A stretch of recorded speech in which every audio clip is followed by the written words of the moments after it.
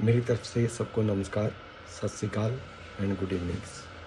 आज की वीडियो हिंदी भाषा में है और इसका टाइटल है कि भारत से जो लड़के और लड़कियों ने इलेक्ट्रिकल ट्रेड्स में या वायरमैन ट्रेड में या इलेक्ट्रॉनिक टेक्नीशियन के ट्रेड में या कैमरा इंस्टॉलर के ट्रेड में लो वोल्टेज टेक्नीशियन का कोर्स किया है, प्लस जो इलेक्ट्रिकल के डिप्लोमा होल्डर हैं वो कनाडा में काम करने के लिए आ सकते हैं।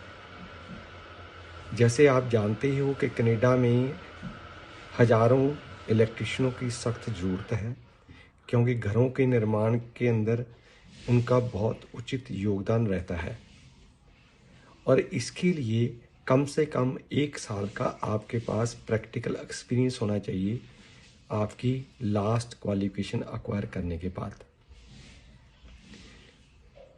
मेरी सबसे बेनती है कि भाई सिर्फ वही संपर्क करें जिनको हमने इस वीडियो के अंदर बताया है।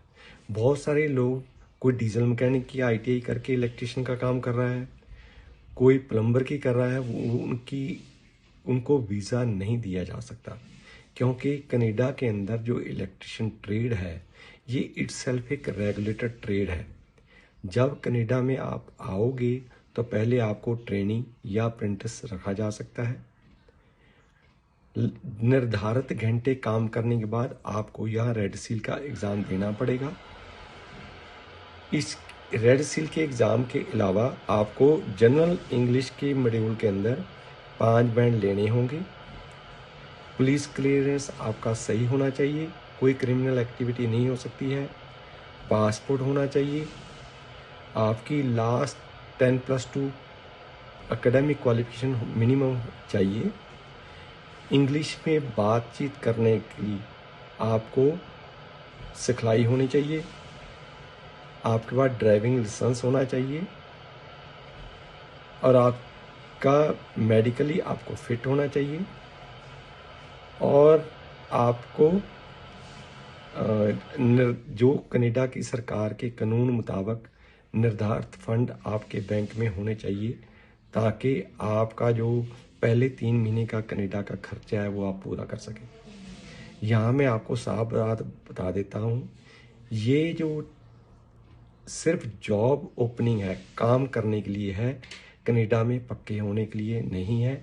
उसके लिए आपको कनाडा के किसी रजिस्टर्ड इमिग्रेशन कंसल्टेंट की ज़रूरत पड़ेगी, जो आप जब वहाँ पे 2 साल का काम करोगे तो आप उससे अपनी मर्जी मुताबिक उससे संपर्क कर सकते हो। आपकी भारत के अंदर कनाडा से ऑनलाइन या फिज़िकल इंटरव्यू दिलाई जा सकती है। अगर आपकी सिलेक्शन होती है, जो एम्प्लॉयर के ऊपर टोटली निर्भर होगी, तो हम आपको सिंप्लीफाइड कनेडियन इलेक्ट्रिकल कोड की जानकारी देंगे, इंग्लिश बोलनी सिखाएंगे,